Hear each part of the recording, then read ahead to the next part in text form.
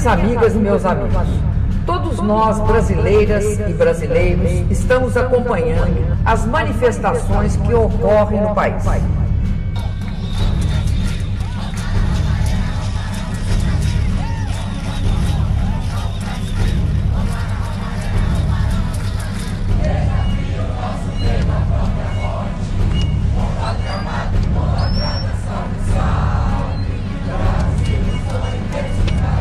Temos que aproveitar o vigor dessas manifestações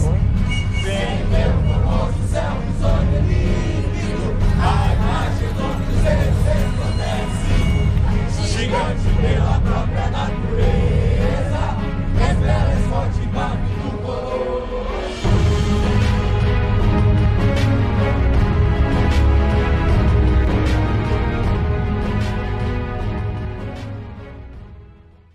Vivendo acima da média, um protesto contra si mesmo. Essa mensagem, essa série que nós começamos agora, nesse domingo, ela vai se estender durante todo o mês de julho, e nós vamos tratar de várias questões relacionadas à integridade. Hoje nós vamos falar sobre o fator integridade, nós vamos falar depois de integridade nos negócios, na profissão, depois vamos falar de integridade nos nossos relacionamentos e, finalmente, integridade espiritual. Vocês que vêm acompanhando as mudanças que nós, pela graça de Deus, temos implantado na Cidade Viva desde janeiro, têm visto que o projeto Onda é um projeto de trazermos 12 valores que formam a palavra discipulando, que nós vamos ver daqui a pouco. E cada letra da palavra discipulando, que é a ideia do que Deus faz na vida dos seus filhos e filhas, nós estamos explorando um valor mensal. O valor desse mês é a integridade cristã, é o I de discipulando. Então, nós vamos trabalhar a integridade cristã, e a série é exatamente essa. E não poderíamos ter um momento melhor para falar sobre isso do que agora. Nós estamos no meio de uma confusão social, nós estamos no meio de uma série de dúvidas. Certamente a história da nação nunca mais vai ser a mesma depois do que tem acontecido aí no Brasil, dos protestos. E o que é incrível é ver que está havendo um movimento desvinculado da política partidária, o que é raro na nossa nação. Todos os movimentos sociais, eles tendem a ser de direita ou de esquerda. No Brasil é um movimento que não tem nome, não se sabe o que ele é. Ele é acéfalo, sob o ponto de vista das lideranças observáveis, mas ele expressa inquietações de toda uma nação. E aí, gente, eu creio que não há lugar melhor do que a igreja para a gente refletir sobre o nosso papel no meio de tudo isso, à luz da palavra de Deus, à luz do que Jesus nos ensina. E aí eu quero convidar vocês a abrir o Evangelho de São Mateus, capítulo 5, é o primeiro livro do Novo Testamento. E Jesus está ali ensinando aos apóstolos sobre valores para a vida deles e qual o papel do homem e de uma mulher de Deus na sociedade. E ele diz assim no verso 13: vocês são o sal da terra, disse Jesus. Mas se o sal perder o seu sabor, como restaurá-lo? Não servirá para nada, exceto para ser jogado fora e pisado pelos homens. Vocês são a luz do mundo. Não se pode esconder uma cidade construída sobre um monte. E também ninguém acende uma candeia e a coloca debaixo de uma vasilha. Ao contrário, coloca no lugar apropriado. E assim ela ilumina todos os que estão na casa. Assim brilhe, vamos ler comigo. Assim brilhe a luz de vocês diante dos homens, para que vejam as suas boas obras e glorifiquem ao Pai de vocês que está nos céus. Aí Jesus continua, atenção, não pensem que eu vim abolir a lei ou os profetas, eu não vim abolir, mas eu vim cumprir. Digo-lhes a verdade, enquanto existirem céus e terra, de forma alguma desaparecerá da lei a menor letra ou menor traço, até que tudo se cumpra. Todo aquele, disse Jesus, que desobedecer a um desses mandamentos, ainda que dos menores, e ensinar os outros a fazerem o mesmo, será chamado de menor no reino dos céus. Mas todo aquele que praticar e ensinar esses mandamentos, será chamado grande no reino dos céus. Pois eu lhes digo, que se a justiça de vocês não for muito superior à dos fariseus e mestres da lei, de modo nenhum entrarão no reino dos céus. Palavras de Jesus, amém? Então, a gente vai falar sobre o fator integridade. Fator integridade. A importância dessa palavra e do que ela significa na vida da gente, na criação dos nossos filhos, na condução do nosso casamento, na condução dos nossos relacionamentos familiares, do nosso trabalho, da nossa profissão, da nossa cidadania. É interessante que as pessoas querem separar religião de vida pública. Gente, a fé cristã, ela não é uma fé privatista. Ou ela é vivida na esfera pública, ou ela não tem sentido. E é o que Jesus está dizendo aqui. Ele está dizendo duas características que devem ter os cristãos. Primeiro, tem que ser sal. Vou falar daqui a pouco o que significa. Tem que ser também luz. E tem que ser permanentes nos seus valores, mesmo que os valores mudem de alguma maneira pela imposição do direito ou pelas novas filosofias humanas. De fato, ser cristão não é fácil. Agora, fácil é ser hipócrita. Fácil é a gente dizer que é uma coisa e viver totalmente, de maneira totalmente contrária ao que nós dizemos ser. E se Jesus era uma coisa, pode chamar ele de louco, pode chamar ele de lunático, mas uma coisa Jesus foi: íntegro, sincero e imutável nos seus posicionamentos. Ele trouxe aqueles pescadores, agricultores, carpinteiros, colocou na sua frente, no monte das bem-aventuranças, que fica localizado ali na frente do Mar da Galileia, lugar lindo de se ver. E ali ele faz esse discurso. Um discurso que, se a gente viver 10%, o mundo não vai ser o mesmo amanhã. Tenho certeza. Se você sair com 10% do que eu vou dizer hoje a partir da Bíblia, não eu, mas o que Jesus está nos ensinando, o mundo vai ser melhor a partir de amanhã. Eu tenho certeza. E vai começar por você. Confúcio foi um filósofo chinês, inclusive o pai de uma das grandes religiões do mundo, o confucionismo. E ele, certa vez, escreveu uma coisa, que quando eu estava pesquisando algumas palavras, alguns quotes, algumas frases sobre integridade, eu me deparei com essa, de Confúcio, filósofo que viveu ali de 551 a 479 a.C., 5 séculos antes de Jesus.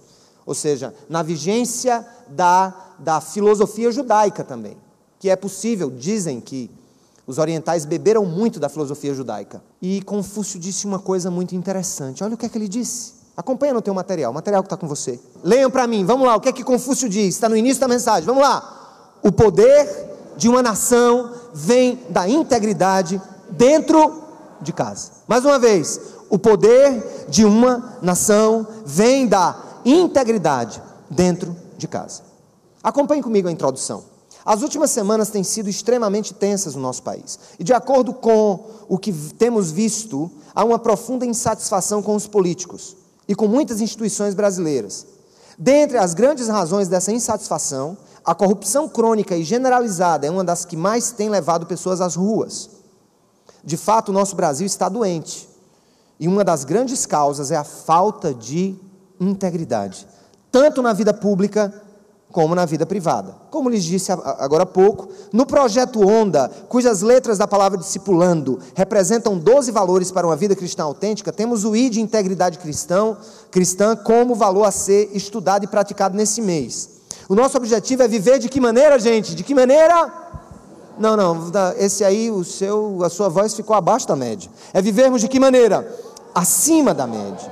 Integridade vem do latim, integritate, e significa a qualidade de alguém ou algo de ser íntegro, sincero, de conduta reta, pessoa de honra, ética, educada, cuja natureza da ação nos dá uma imagem de inocência, de pureza ou castidade. O que é íntegro, é justo e perfeito, é puro de alma e de espírito. Isso é integridade. Gente, a integridade e a sinceridade são palavras muito próximas. Integridade é a qualidade de ser inteiro, de não ser misturado. Quando você diz que esse copo está íntegro, ele está completo, ele não está quebrado, não é assim? Quando você diz que alguém é íntegro, você está dizendo que essa pessoa é completa. Ela não tem falhas, pelo menos na percepção humana que tirem dela essa graça de ser íntegra. Integridade, a capacidade de ser inteiro, está ligada à palavra sinceridade também. Por quê? Porque a palavra sincero vem do latim sincera. Sincero vem da expressão sincera. O que era alguma coisa sincera? Vou explicar para você, já disse aqui, eu acho que há 1 ano atrás, eu falei sobre isso. Os grandes artesãos do mármore naquela época, as peças que eram mais caras, eram peças que na hora em que elas eram esculpidas, elas não se retiravam lascas da peça. E quando acontecia de ter algumas lascas, pelo descuido do artífice, que fazia aquele buraquinho, o que é que eles faziam? Pegavam cera da cor do mármore, colocavam no buraco e davam o polimento, e aquela era uma peça com cera. O que é então algo sincera, sem cera para os romanos?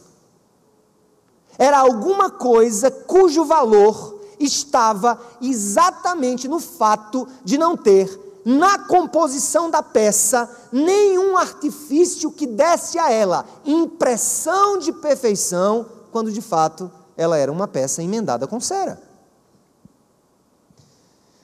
Sincera, íntegra.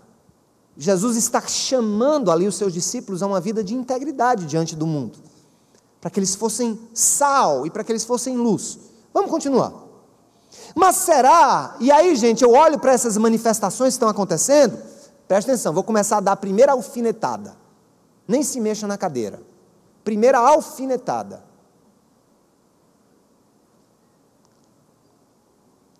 Preste atenção, terceiro ponto, será que temos integridade suficiente, é a palavra para ser preenchida, será que temos integridade suficiente para exigir a integridade dos outros? Que tal um protesto contra nós mesmos antes de irmos às ruas? E aí vem o contexto. Qual o contexto no qual essa palavra foi dada por Jesus? Acompanhe comigo, está aí no contexto. Isso aqui é para você guardar e dizer, eu me lembro do que foi dito. Porque tem gente que diz assim, rapaz, fui para a igreja, o sermão foi uma bênção, o padre falou uma coisa linda, o pastor falou uma coisa linda. E ele disse o quê? Rapaz, não sei não, só sei que foi lindo. Eu chorei. Chorou por quê? Sei não. Aí isso aqui, você vai para casa e não esquecer do que eu disse. Isso é estratégia, né? Entendeu? Então pode chorar, agora você vai lembrar porque que você chorou, tá? Combinado? Então vamos lá. Jesus está no topo de um dos montes da Galileia, de frente para o mar de Tiberíades, no início do seu ministério, onde começa a ensinar sobre a ética do reino de Deus, no conhecido Sermão da Montanha. O mestre condena aqui, condena a mediocridade dos fariseus, condena a mediocridade dos fariseus, reafirma a validade da lei de Deus e convida os seus discípulos a viverem uma vida de que maneira, gente?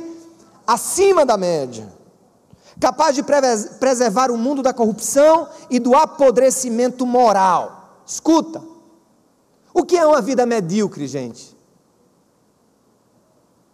É uma vida mediana, é uma vida tipo Maria vai com as outras, é uma vida tipo assim, de qualquer jeito.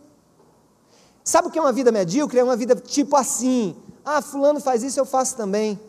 Sabe o que é uma vida medíocre? É você olhar para os erros sociais e você dizer, isso aqui é normal hoje em dia. Isso é uma vida medíocre.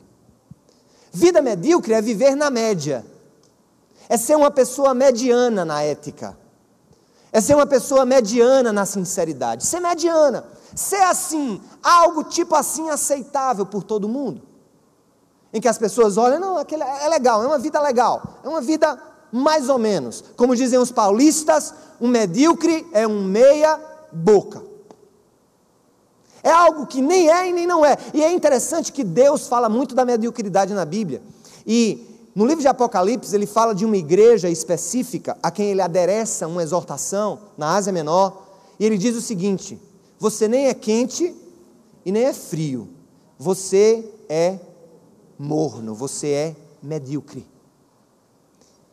E é porque você é morno, você nem é preto nem branco, você nem é sim nem não, porque você é sempre mais ou menos, porque você é um camaleão da ética.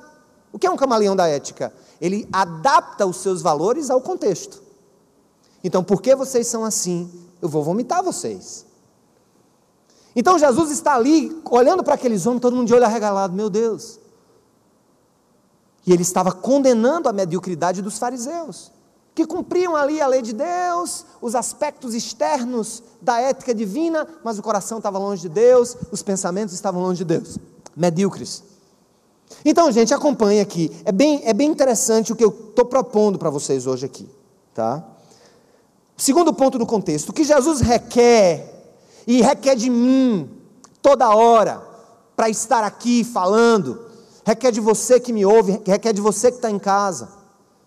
O que Jesus requer é uma autoanálise que permita o exercício de um protesto contra nós mesmos e nos impulsione a cultivar o fator integridade em nossas vidas, pois só assim seremos verdadeiramente o quê? Felizes. Vocês já devem ter conhecido as bem-aventuranças, né? Todos conhecem? Bem-aventurados os que choram, porque serão consolados. Bem-aventurados os que são perseguidos, bem-aventurados os que são pacificadores, porque serão chamados filhos de Deus. Bem-aventurados os que têm sede e fome de justiça, porque serão fartos. Pouca gente observa qual é o sentido da palavra bem-aventurança. Bem-aventurança significa, em algumas, inclusive traduções mais modernas das Escrituras, pegou-se uma palavra que expressa na língua portuguesa o que é bem-aventurança: felicidade. Felizes os que fazem a minha vontade, é o que ele disse. E aí, gente, se a vontade de Deus é a vontade de sermos íntegros em tudo que fazemos, e se o cumprimento da integridade para Deus é um exercício de bem-aventurança, e se bem-aventurança é felicidade, por silogismo,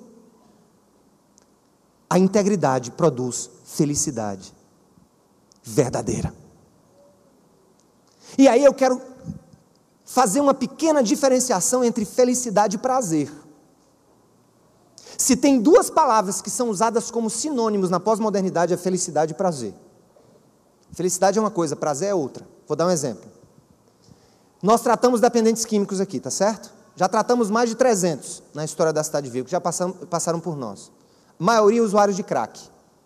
Se você perguntar a um usuário de crack o que ele sente quando está cheirando a pedra, quando está fumando a pedra, ele vai dizer o que para você? Eu sinto o quê? Prazer. Mas ele está morrendo, ele está se acabando, e ele não é feliz. Vou dar um outro exemplo. O alcoólatra. Quando o alcoólatra bebe, ele sente o que, gente? Prazer. Mas o que é que acontece quando vem a ressaca, com ela a ressaca moral, e o senso de profunda, o quê? Infelicidade. Eu até diria, filosoficamente, que a busca do prazer é a busca para suprir a falta perene de felicidade. Não estou condenando o prazer. Estou apenas dizendo que no tempo em que nós estamos vivendo, e talvez essa mensagem seja muito cabível no século 21, é que as pessoas procuram prazer confundindo-a com felicidade. E a felicidade para Jesus está na obediência da vontade dele. Quando nós cumprimos aquilo para o qual nós fomos feitos por Deus, nós somos felizes. E aí Jesus está exatamente nessa discussão. Felicidade é consequência de vida íntegra. Repita comigo. Felicidade é consequência de vida íntegra. Mais uma vez, felicidade é a consequência de vida íntegra. Vou dar só mais um para os cabas safados de plantão. Tá? O cidadão, ele vai, tem a esposa dele, aí sai com uma, sai com outra, sai com uma, sai com outra, vai para a farra, vai para o motel com a outra, faz isso, faz aquilo, e é uma pessoa tão feliz que ela dorme em cima do celular, porque ela tem medo do celular ser tocado pela esposa. Eu não vou dizer que um cara desse é feliz, Me perdoe, meu irmão, esse cara não é feliz, esse cara é preso dele mesmo. Ele está vivendo a prisão dele mesmo. E aí, eu não vou aqui usurpar a vossa inteligência. Façam todos os outros exemplos que vocês têm nas suas próprias vidas e perguntem para si mesmo. O que eu tenho feito é busca por prazer? O que eu tenho sentido é prazer ou realmente felicidade? Faça essa pergunta. Não sou eu o seu juiz. Mas Jesus está nos colocando frente a frente com isso. Então, item 3. O item 3, e aí a gente já vai virando a página. A integridade dos discípulos, disse Jesus, evita o apodrecimento da sociedade. A integridade dos discípulos evita o apodrecimento da sociedade e faz com que os incrédulos glorifiquem a Deus. Leia comigo de novo o verso 13 a 15 do Evangelho de São Mateus. Leia, por favor. Se você tem em casa a Bíblia, grifa quando chegar em casa esse texto. Qualquer que seja a versão que você tenha, vai ter esse texto aqui. E você vai grifar o Mateus 5, de 13 até 16. Olha o que ele diz. Vamos lá, gente. Vocês são o que, pessoal? O sal da terra. Mas se o sal perder o seu sabor, como restaurá-lo? Não servirá para nada, exceto para ser jogado fora e pisado pelos homens. Vocês são a luz do mundo. Não se pode esconder uma cidade construída sobre um monte, e também ninguém acende uma candeia e coloca debaixo de uma vasilha. Ao contrário, coloca no lugar apropriado, e assim ilumina todos os que estão na casa. Assim brilha a luz de vocês diante dos homens, para que vejam as suas boas obras e glorifiquem ao Pai de vocês que está nos céus. Quero falar aqui do primeiro ponto, sal. Gente, eu bati muita cabeça no início com esse texto. Bem, eu não sou químico, não conheço das propriedades de transformação dos elementos químicos, mas muitas pessoas pegam esse texto e veem no sal uma propriedade que talvez para nós hoje, no tempo que nós vivemos, da refrigeração, seja a única para que ele serve, que é dar o quê? Sabor, e a outra, aumentar a pressão. Não é verdade? Ou seja, o mais leigo de todos sabe que o sal serve para dar sabor à comida e aumentar a pressão. Quando a gente olha para a Escritura e diz, Jesus dizendo, olha, vocês têm que ser o sal do mundo, e ele diz, ora, se o sal perder o sabor não vai servir mais para nada, eu fui fazer uma pesquisa de leigo, de senso comum, e comecei a buscar nos sites, sal que perde o sabor, e eu não encontrei nada. Porque se sal é sal, ele vai continuar com o sabor de sal. Não vi nenhuma evidência científica para que o sal perca o sabor. Eu digo, Jesus está falando alguma coisa que aqui seria uma imprecisão bíblica? Lógico que não, e eu vou lhes dizer por quê. A Galileia tinha o mar e tem o mar da Galileia, o mar de Tiberíades. Se você vai descendo no outro sentido, você encontra o deserto da Judéia, à sua direita, do lado esquerdo você encontra o Mar Morto, e o Mar Morto é a maior, hoje, é a fonte mais rica de sais minerais que você pode encontrar.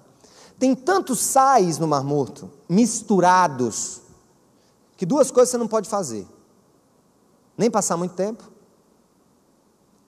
nem deixar que a água caia nos seus olhos. Ela é tão densa a água, que homem nenhum, por mais gordo que seja, conseguirá submergir dentro das águas do Mar Morto, porque a densidade da água é maior do que a densidade do corpo humano. Então ele faz bluf, já ia dizer uma coisa aqui, não vou dizer não, negócio que boia. Vocês estão rindo de quê? Você tem uma mente muito... Então, no Mar Morto tudo boia. E lá tem o cloreto de sódio misturado com muitos outros minerais. Agora, Israel também está, especialmente na parte que hoje é Tel Aviv, tem mar de água salgada. Certamente de lá se extrai o sal. Não ouvi dizer, posso estar errado, que o sal de comer seja extraído do Mar Morto. Estou fazendo uma enrolação, mas eu chego lá. Preste atenção. Jesus está dizendo o seguinte: se o sal perder o seu sabor, se o sal, enquanto sal, perder a sua característica de sal por estar misturado a outros sais, ele não servirá para que você coloque na sua comida. Ele vai estragar a sua comida, vai botar gosto ruim na sua comida, e talvez até lhe intoxique. E aí, depois de estudar mais sobre a cultura judaica, eu percebi uma coisa: o que Jesus está querendo dizer sobre sabor e sobre as propriedades que se perdem, é a propriedade principal do sal nas comunidades antigas, e eu diria até a comunidades de 100 anos atrás. Quem tem geladeira em casa aqui? Que massa! Você não tem não, minha irmã, ali atrás? Quem comprou carne essa semana que passou? Onde é que a gente bota a carne? Mas me diga uma coisa, quando não tinha eletricidade, nem se conhecia as leis da termodinâmica, o sal naquele tempo era usado para conservar a carne, para que ela não apodrecesse. Deste modo que Jesus está dizendo para a igreja, para você e para mim, não adianta nem virar os olhos. Ou você serve para preservar a sociedade do apodrecimento moral, ou você não serve para nada. Pegue seu crucifixo, sua Bíblia, pegue os seus dogmas e jogue tudo fora, porque ou você serve para preservar o mundo do apodrecimento moral, ou você não é absolutamente um discípulo meu.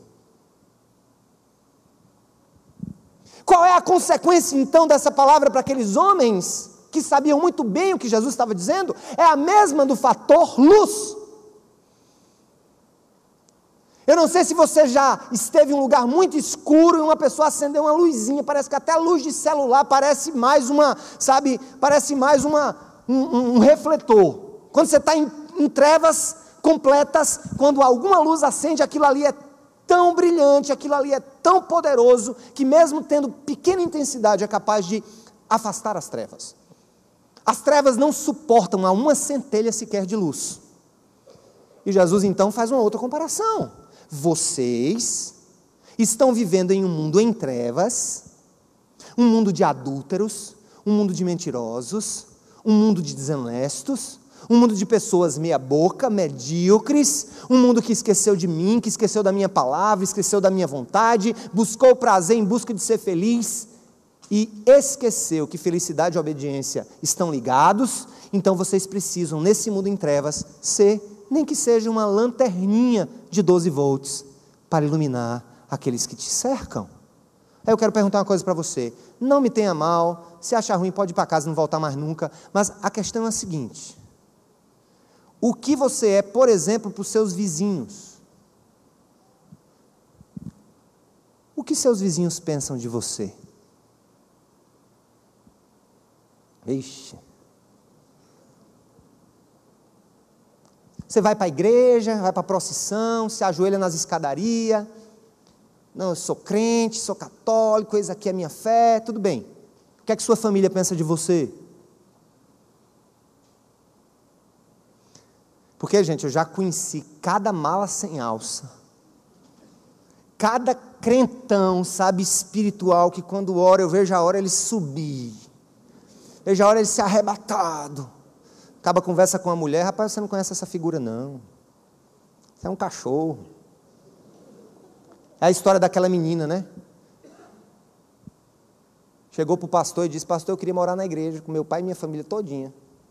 Mas minha filha, como é que você vai morar na igreja? Não, é porque aqui na igreja meu pai é uma bênção. Ele chega em casa, é outro, totalmente diferente. Vocês estão entendendo mais ou menos o que é que Jesus está dizendo para nós? Gente, ou você salga evitando o apodrecimento e trazendo luz nas trevas, ou você não está servindo de nada.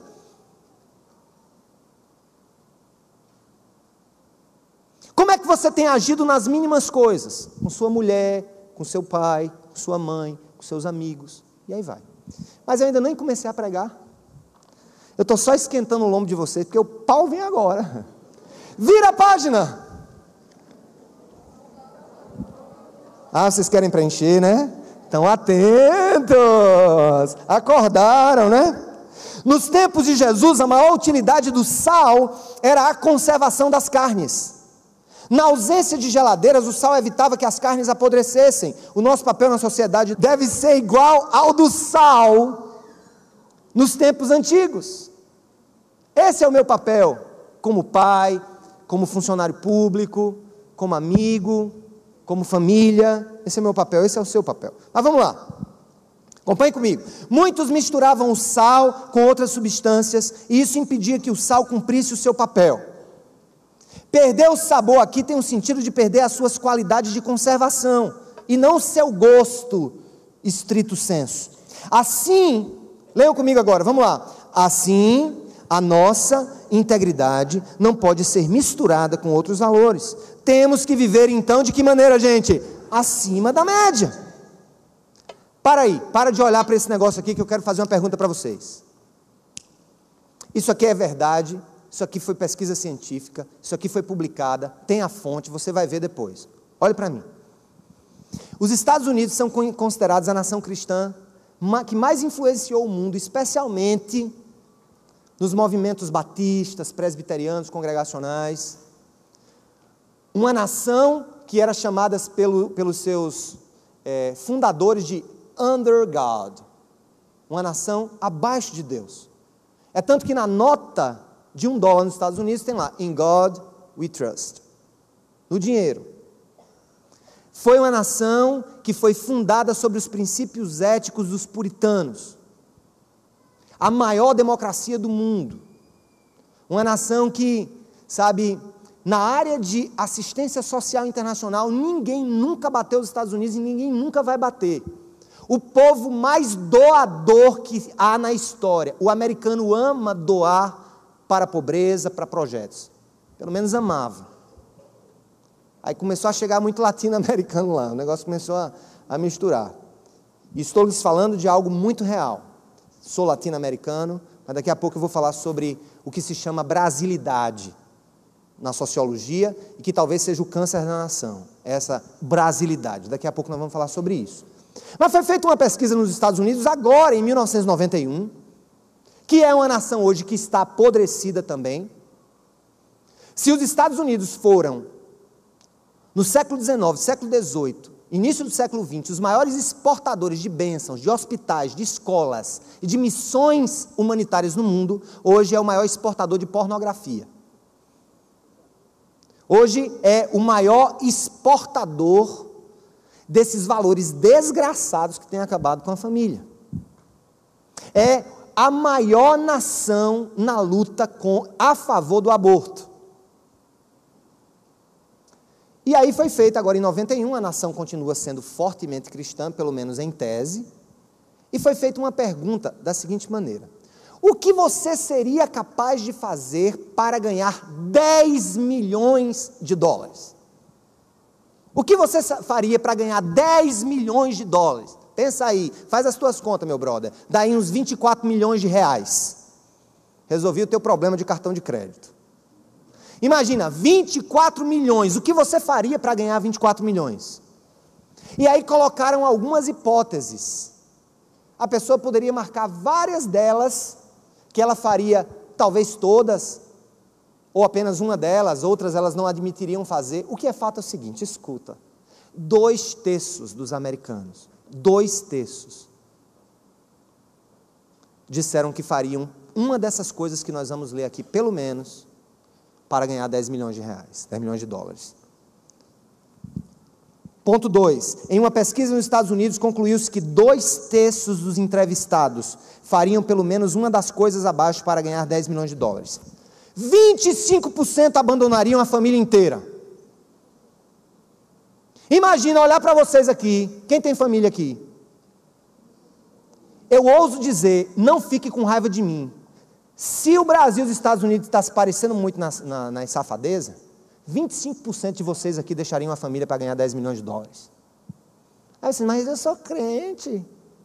Lá tem mais crente do que aqui no Brasil. Muito mais. E se 2/3 de uma nação, a metade é cristão, então pelo menos a metade de todo mundo que frequenta a igreja nos Estados Unidos está dentro dessa pesquisa, e 25% desses cabas deixariam a família por $10 milhões. Olha outra. 25% abandonariam as suas igrejas. Essa é fácil demais. Imagina, eu teria a certeza absoluta hoje que domingo você não voltava, se botasse na sua mão 10 milhões, não vai ouvir aquele cabo não, um débil mental, um iludido, é mesmo, né? É mesmo, me dá os 10 milhões que eu vou me embora, eu não passo mais nunca lá, eu prometo, em nome de Jesus, que eu não vou lá mais.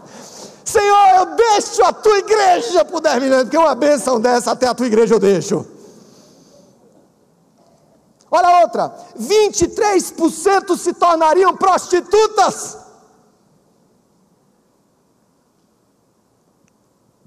Mulheres e homens, não me levem a mal.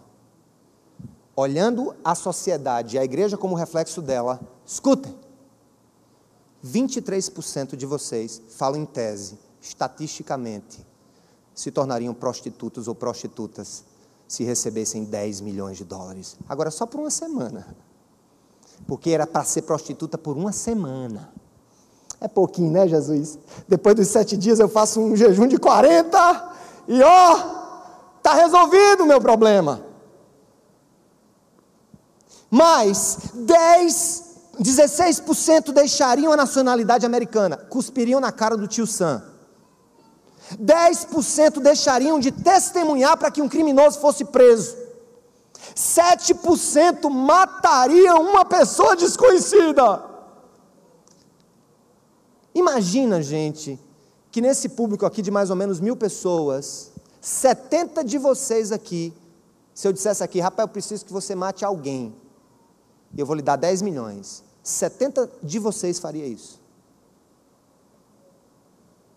Estão assustados, né, irmãos? Mas vocês vão entender o porquê da mensagem, ainda não chegamos no porquê, estamos só comendo a papa pelas bordas. 3% dariam seus filhos para adoção.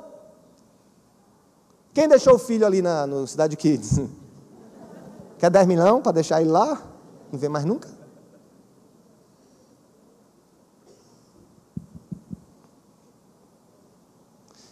Fonte: The Day America Told the Truth. O dia que a América disse a verdade, isso é uma pesquisa que foi feita em 1991.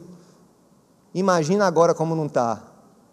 2/3 já passou para 3/4, com certeza. Irmãos, qual é o seu preço?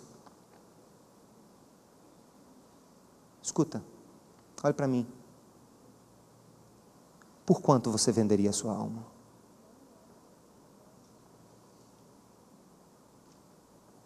Por que mulher você deixaria a sua mulher?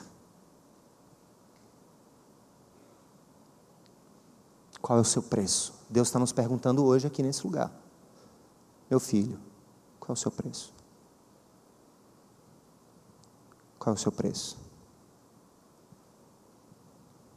Quanto vale a sua integridade?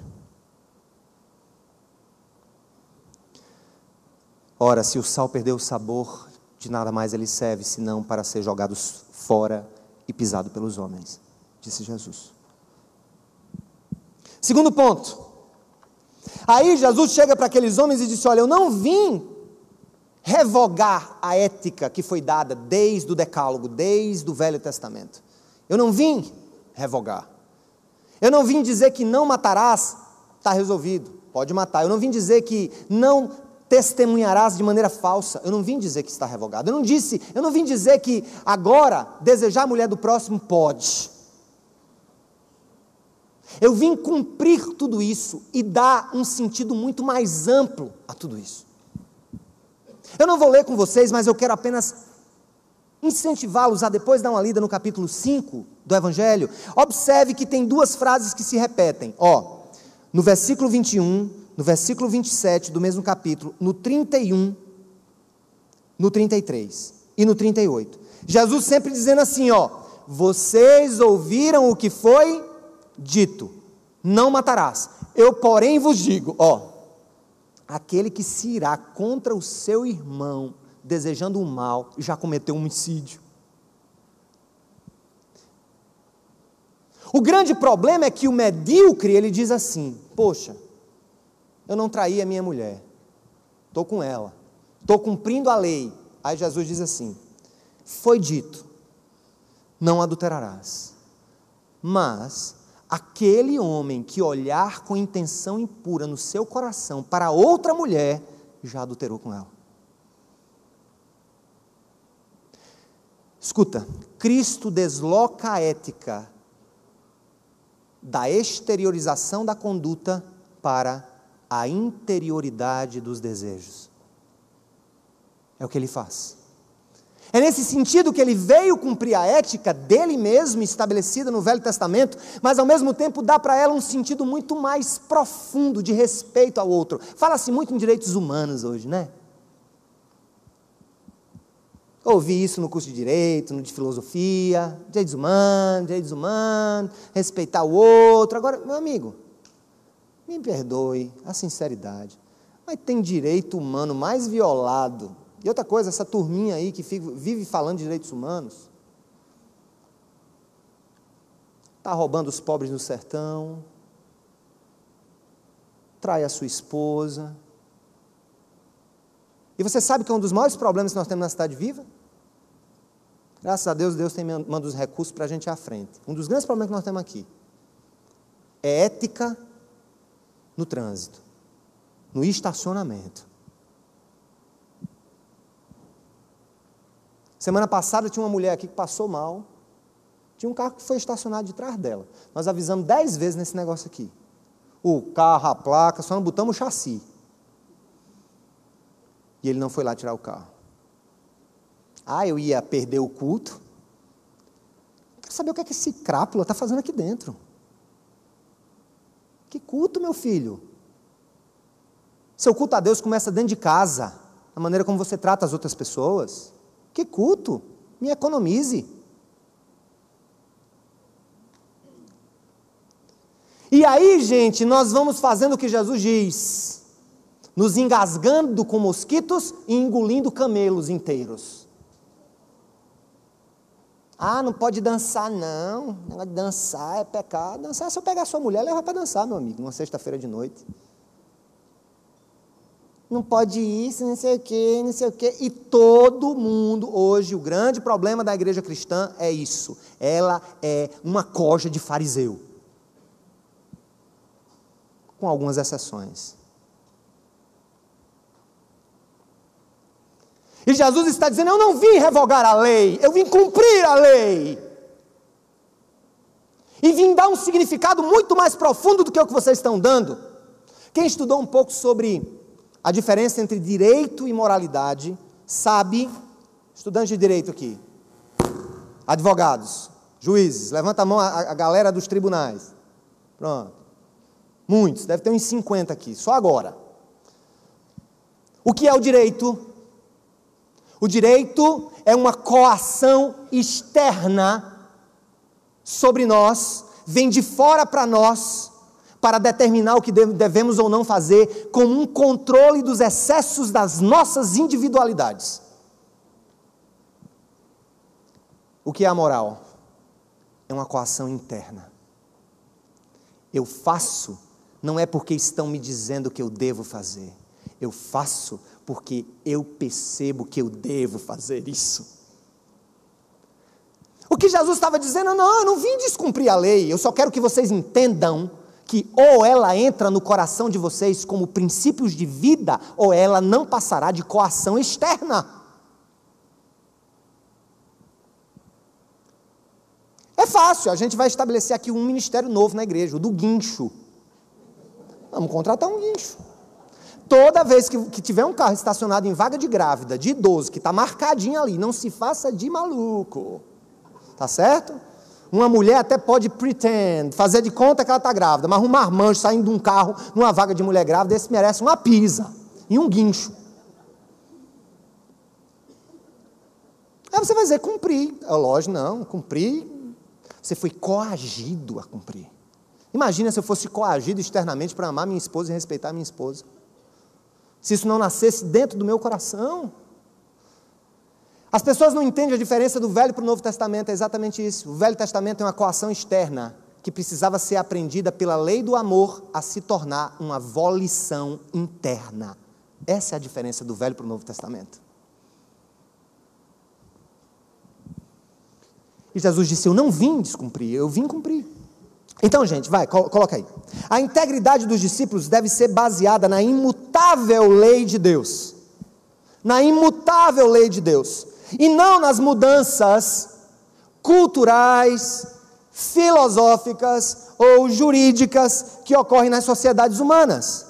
Esse é o grande problema, esse é a tensão entre o que é eterno com o que é variável, com o que muda.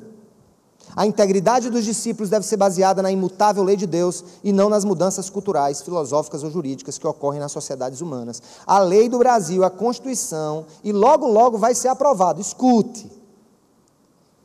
Isso aqui é só previsão de quem tem bom senso. Muito em breve, um homem com 2 mulheres, uma mulher com 2 maridos vai ser permitido na lei brasileira. Não fique abismado não, que é rapidinho. Você tem filho pequeno, cuide deles, porque em breve a idade para se considerar pedofilia vai ser drasticamente diminuída. Já tem homens lutando em alguns países, eu não estou brincando, gente, pelo direito de viver maritalmente com uma cabra.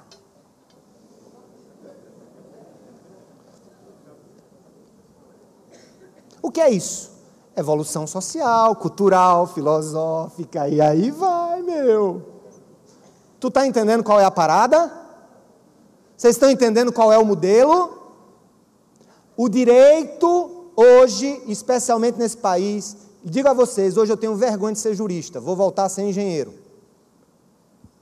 Assim que eu me aposentar. Porque o direito no Brasil se tornou massa de manobra, de política partidária e de governo de plantão. Um país em que se vendem sentenças, em que o Estado juiz vende sentença, esse país não é sério. Gente, eu estou levando vocês a um tratamento de choque porque eu estou perplexo também. E Jesus está aí, um protesto, os céus e os anjos olhando para a igreja. Se vocês perderem o sabor, vocês não servem de nada. E aí eu vou apenas dar continuidade. Fechem as igrejas, peguem as suas Bíblias, vão para suas casas, porque vocês não estão fazendo diferença nenhuma no mundo. Vamos lá. Ponto 2, o Senhor fala que a palavra dele deve ser valorizada nos seus mínimos detalhes, no verso 18. Pois ele vê o nosso coração e sabe que pequenas concessões e deslizes morais podem destruir a nossa integridade por completo. Eu tenho 2 exemplos para dar de vocês, Michelangelo e Titanic. Olha aqui, Michelangelo estava pintando o teto da Capela Sistina, lá no Vaticano, deitado sobre as costas, em um andaime grande. Quem já visitou a Capela Sistina no Vaticano? Muito grande, muito linda. Maravilhosa. E um amigo chegou para ele e disse assim: ô Michelangelo, me diga uma coisa, meu filho, por que você perde tanto tempo nos detalhes? Porque, veja bem, o povo vai ver a foto, vai ver a pintura de longe. E de longe não dá para ver os detalhes. Eles vão ver a big picture, a grande expressão. Por que você perde tanto tempo nos detalhes se ninguém vai ver? Ele disse: porque eu vejo. Você não precisa que ninguém veja o que você faz, você tem que ver o que você faz. Aliás, eu sou o que eu sou quando ninguém está vendo. Um outro exemplo é do Titanic. Surgiu logo que o Titanic afundou a tese de que o que houve foi uma colisão com um grupo de icebergs e a criação de um grande buraco no casco do Titanic. A ideia era essa, que o Titanic colidiu com o iceberg e um grande buraco no casco fez afundar. Depois de muito tempo, cientistas usando ondas chegaram à conclusão, pesquisaram o navio no fundo do Oceano Atlântico. Sabe o que eles descobriram? Não foi um grande buraco que derrubou o Titanic, meu irmão. O que derrubou e afundou o Titanic foram 6 pequenos rasgos no casco. Sabe qual é a moral da história? O que destrói a nossa integridade não são necessariamente as grandes coisas, mas o somatório das pequenas coisas. O que pode estar destruindo a sua vida não é porque você matou alguém ou porque você traiu a sua esposa. São as pequenas coisas, as mentirinhas, as meia-verdades, as dissimulações. O que afundou o Titanic foram coisas pequenas.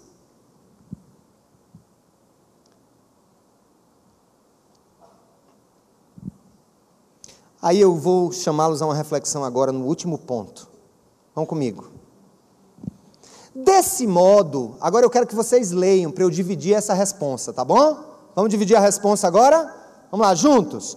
Desse modo, não temos legitimidade para reclamar de corrupção, se, por exemplo, não pagamos nossos impostos, se emitimos recibos falsos, cuidado aí, psicólogos e médicos, se estacionamos em vagas de deficientes, idosos ou grávidas. Por outro lado, a integridade de uma pessoa se percebe nas pequenas coisas, e não apenas nas que são consideradas socialmente reprováveis ou hediondas. Para Deus, por exemplo, o adultério começa no olhar e o homicídio ocorre quando ficamos irados com alguém e desejamos o seu mal. Eu quero 2 vídeos aí que estão preparados, eu quero que passem em série para a gente falar um pouquinho de integridade. If you want to live a life of integrity, please follow these special instructions. Admit when you are wrong. Be the first to forgive. Be the first to stand when everyone else sits down. Do what is right, even when no one else does. Say no when people are trying to get you to do something you know you shouldn't. Tell the truth and accept the consequences. Stand up for something you believe in, even though it might mean rejection or ridicule. Defend someone who is considered unpopular or unacceptable. When faced with a limitation, give your very best, regardless of pain or discomfort. Confront a fear without running away. Give sacrificially to protect or promote either someone you love, someone who has been wronged, or someone in need. If you follow these special instructions, you will be on track to live a life of integrity. Thank you for listening.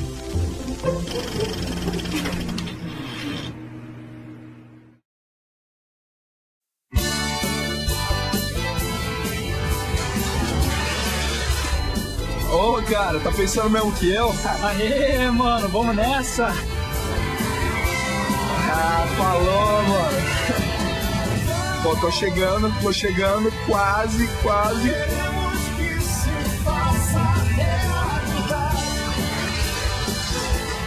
Integridade, passa adiante. Aê, valeu. Uma mensagem da Fundação para uma Vida Melhor. O fator integridade pessoal e na família determinará o nível de integridade da nossa nação. Antes de ler um texto do João Baldo Ribeiro, que foi escrito em 2005, para a gente encerrar, vamos lembrar das palavras de Jesus sobre o apontar o erro do outro. Vamos lá. Antes de gritar contra a corrupção e contra a iniquidade dos outros, não esqueça de protestar contra si mesmo e de tirar a trave dos seus olhos, pois só assim perceberá com clareza os males que afligem os outros e a nossa nação. Esse texto do João Baldo, ele foi escrito em 2005. Na época era o primeiro governo do Lula, a Dilma ainda não tinha aparecido como presidenta do Brasil. E se ele tivesse escrito isso hoje, vocês vão ver que dá no mesmo. O que ele escreveu em 2005 bate com o que está acontecendo agora. O tema é: precisa-se de matéria-prima para construir um país. Escrito em 14 de novembro de 2005. E o João Baldo ele diz assim: a crença geral anterior era que Collor não se via, bem como Itamar e Fernando Henrique. Agora dizemos que o Lula não serve. E eu acrescento, apenas dando um update, que Dilma também não serve. E o que vier depois de Lula também não servirá para nada. Por isso estou começando a suspeitar que o problema não está no ladrão corrupto que foi Collor, e nas palavras dele, ou na farsa que é o Lula. O problema está em nós. Nós como povo. Nós como matéria-prima de um país. Porque pertence a um país onde a esperteza é a moeda que sempre é valorizada, tanto ou mais do que o dólar. Um país onde ficar rico da noite para o dia é uma virtude, mais apreciada do que formar uma família baseada em valores e respeito aos demais. Pertence a um país onde, lamentavelmente, os jornais jamais poderão ser vendidos na rua, em caixas, como em outros países, onde se paga por um jornal em uma caixinha e tira-se apenas um jornal. No Brasil, nem a caixa ficaria. Pertence ao país onde as empresas privadas, atenção empregados, funcionários, são papelarias particulares de seus empregados desonestos, que levam para casa como se fosse correto folhas de papel, lápis, canetas, clipes e tudo o que possa ser útil para o trabalho dos filhos e para eles mesmos. Pertence a um país onde a gente se sente o máximo porque conseguiu puxar a TV a cabo do vizinho, onde a gente frauda a declaração de imposto de renda para não pagar ou pagar menos tributo. Pertence a um país onde a impontualidade é um hábito, onde os diretores das empresas não valorizam o capital humano, onde há pouco interesse pela ecologia, onde as pessoas atiram lixo nas ruas e depois reclamam do governo por não limpar os esgotos, onde pessoas fazem gatos para roubar luz e água e nos queixamos de como esses serviços estão caros, onde não existe a cultura pela leitura. Exemplo maior, na época, atual presidente, que recentemente falou que é muito chato ter que ler. E não há consciência, nem memória política, histórica, nem econômica. Onde nossos congressistas trabalham 2 dias por semana para aprovar projetos e leis que só servem para afundar os que não têm, encher o saco do que tem pouco e beneficiar alguns. Pertence a um país onde as carteiras de motorista e os atestados médicos podem ser comprados sem fazer nenhum exame.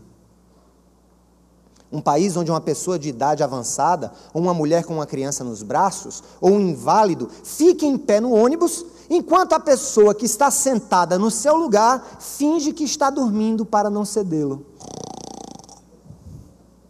Um país no qual a prioridade da passagem é para o carro e não para o pedestre. Um país onde fazemos um monte de coisa errada, mas nos esbaldamos em criticar nossos governantes. Quanto mais analiso os defeitos do Fernando Henrique, do Lula, melhor me sinto como pessoa. Apesar de que ainda ontem molhei a mão de um guarda de trânsito para não ser multado. Quanto mais digo quanto Zé Disseu é culpado, melhor sou eu como brasileiro. Apesar de ainda hoje de manhã passei para trás um cliente na minha loja através de uma fraude, o que me ajudou a pagar algumas dívidas. Não, já basta. Como matéria-prima de um país, temos muitas coisas boas, é bem verdade, mas nos falta muito para sermos os homens e mulheres que o nosso país precisa. Esses defeitos, essa esperteza brasileira congênita, essa desonestidade em pequena escala que depois cresce e evolui até converter-se em casos de escândalo, essa falta de qualidade humana, mais do que Collor, Itamar, Fernando Henrique ou Lula, é que é real e honestamente ruim, porque todos eles são brasileiros como nós, eleitos por nós, nascidos aqui, e não em uma outra parte.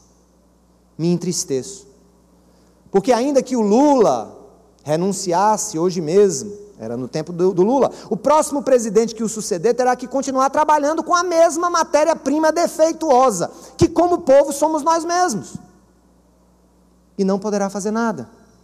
Não tenho nenhuma garantia de que alguém o possa fazer melhor. Mas enquanto alguém não sinalizar um caminho destinado a erradicar primeiro os vícios que temos como povo, ninguém servirá. Nem se viu Collor, nem se viu Itamar, não se viu Fernando Henrique, e nem serve Lula, nem o que vier depois dele. Qual é a alternativa então? Aqui faz falta outra coisa. Enquanto essa outra coisa não comece a surgir de baixo para cima, ou de cima para baixo, ou do centro para os lados, ou como queiram, seguiremos igualmente condenados, igualmente estancados, igualmente sacaneados.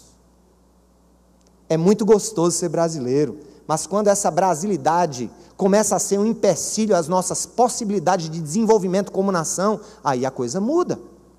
Não esperemos acender uma vela a todos os santos, a ver se nos mandam alguma ajuda. Nós temos que mudar. Um novo governador com os mesmos brasileiros não poderá fazer nada. Está muito claro, somos nós os que temos que mudar. Sim, creio que isso encaixa muito bem em tudo que anda nos acontecendo. E ele era profeta? Desculpamos a mediocridade mediante programas de televisão nefastos e francamente tolerantes com o fracasso. É a indústria da desculpa e da estupidez. Agora, depois dessa mensagem, francamente decidi procurar o responsável.